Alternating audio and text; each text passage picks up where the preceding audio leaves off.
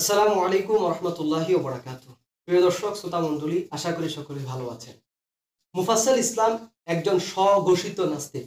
তার ভিডিওগুলো সোশ্যাল মিডিয়াতে আসছে।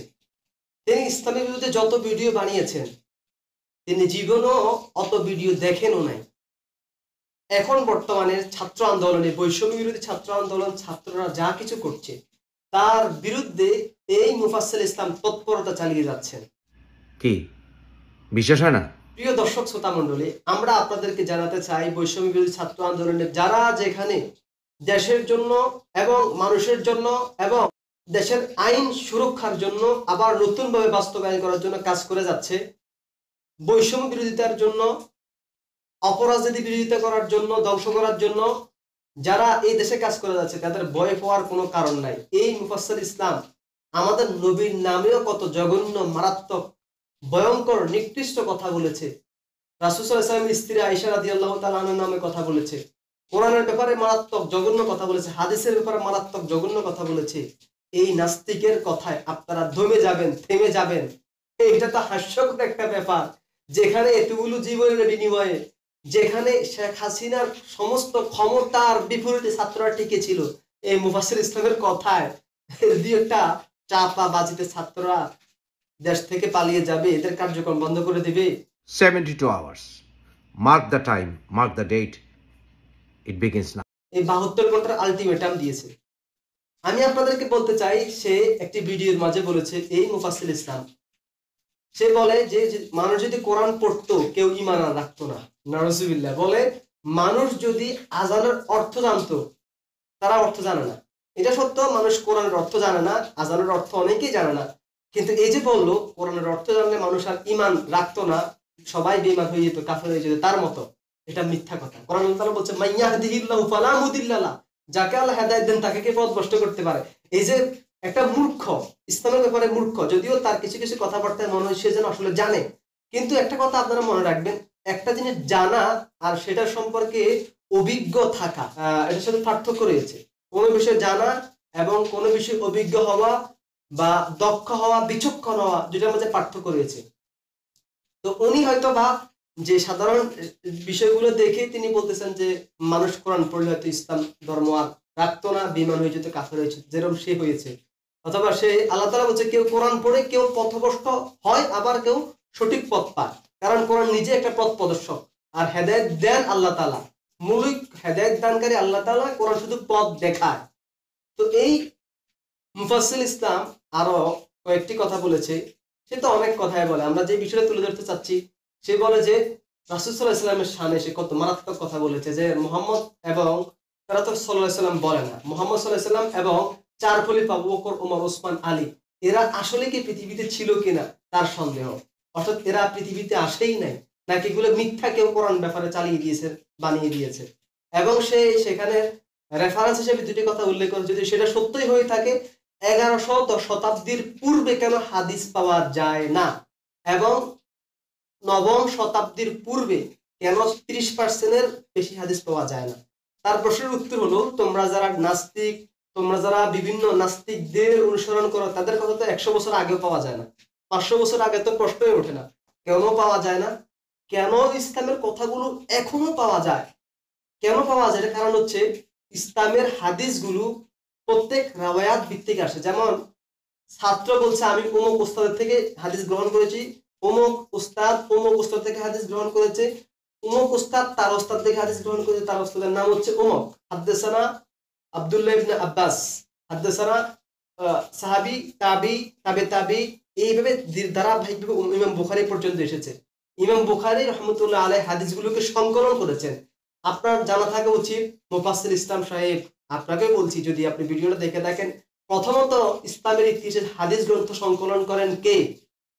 মুয়াত্তা ইমাম মালিক রহমতুল্লাহ আলাই, চার মাযহাবের একটি প্রসিদ্ধ মাযহাব ইমাম মালিক রহমতুল্লাহ আলাই। মুয়াত্তা ইমাম মালিক চার মাযহাবের একজন, তিনিও হাদিস সংকলন করেন। এগুলো কিন্তু 700 শতাব্দীর ভিতরে হয়েছে, এগুলো 9ম শতাব্দী না। আপনি যদি বলছেন 9ম শতাব্দী, এটা সত্য নয়। 700 শতাব্দীর ভিতরে রাসূল সাল্লাল্লাহু আলাইহি ওয়াসাল্লাম 570 খ্রিস্টাব্দে জন্মগ্রহণ করেছেন, এবং তার পরবর্তী 40 বছর পরে তিনি নবুয়ত পেয়েছেন, এবং এর পরে 10 বছর পরে তিনি হিজরি শতাব্দী হিজরি নববর্ষ শুরু হয়েছে। এরপরে উমাইয়া খেলাফত শুরু হয়। উমাইয়া খেলাফত 660 খ্রিস্টাব্দ থেকে শুরু হওয়ার পরে এখান থেকে তাদের তত্ত্বাবধানে সরকারিভাবে তারা হাদিস সংকলনের কাজ করেন। এই যে আপনি বলেছেন মোহাম্মদ এবং সাল্লাল্লাহু আলাইহি সাল্লাম তার সাহাবী আবু বকর, ওমর, ওসমান, আলী এরা কি আসলে সত্য কিনা?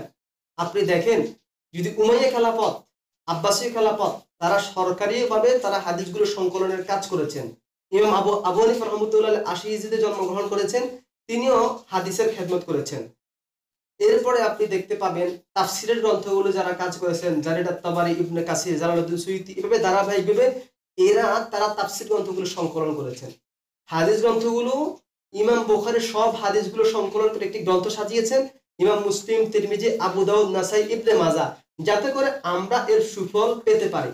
কিন্তু আপনি যে প্রশ্নটি তুলে ধরেছেন, নবম শতাব্দীর পূর্বে কোনো হাদিস পাওয়া যায় না, 30% পূর্বে, এটি ভুয়া এবং অনর্থক। দেখেন, এখন মিডিয়ার কারণে আপনি কিন্তু সব হাদিস অনলাইনে খুঁজে পাবেন, কিন্তু তখন তো আর মিডিয়া ছিল না, তখন আর এরকম গাড়ি ঘোড়াও ছিল না এবং মিডিয়া ছিল না যেখানে যোগাযোগ করে কার কাছে কোন হাদিস আছে সেটা গ্রহণ করা যায়।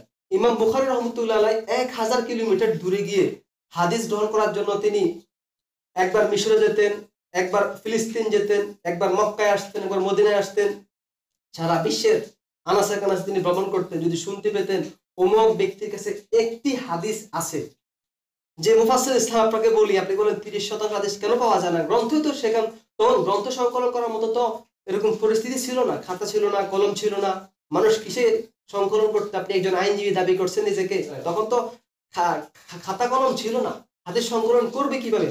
মানুষ এক একজন ব্যক্তি এক একজন হাদিস জানতেন। পরে ওই ইমাম বুখারী রহমতুল্লাহ আলাইহি তিনি ওই ব্যক্তির কাছে গিয়ে হাদিসটা সংকলন করতেন, এবং ইমাম বুখারীর হাদিস সংকলন এতটাই কঠিন ছিল, তিনি তার হাদিসের কোনটা সহিহ, কোনটা দঈফ, কোনটা হাসান এভাবে কিভাবে করেছেন।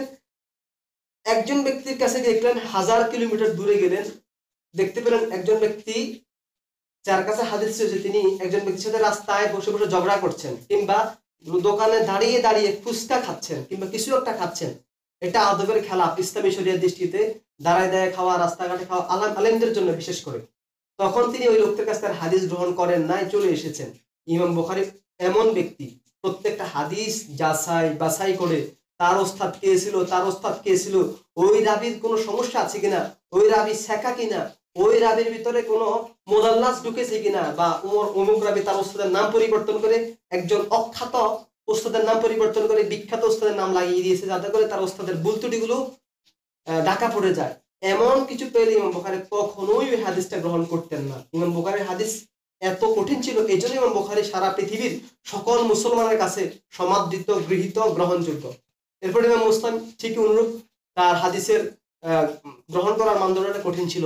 ইমাম তিরমিজি, আবু দাউদ, নাসাই, ইবনে মাজাহ, এই জন্য এই হাদিস 4 গ্রন্থের ভিতরে সহিহ পাওয়া যায়, হাসানও পাওয়া যায়, দড়িফও পাওয়া যায়, এবং অল্প কিছু দুই একটা মাউদুও পাওয়া যায়। কিন্তু যারা আপনি বলছেন এবং যারা বলছেন যে এই যে 11শ শতাব্দীর পূর্বে এবং নবম শতাব্দীর পূর্বে কোনো হাদিস গ্রন্থ ছিল না, তখন সংকলনের কোনো ব্যবস্থা ছিল না, এই জন্য হাদিস গ্রন্থটা তখন এত বেশি প্রচলন ছিল না। মানুষের এলাকা ভিত্তিক আলেম, এলাকা ভিত্তিক মুহাদ্দিস, এইভাবে তারা প্রচলনটা ছিল। আশা করি বুঝতে পারছেন।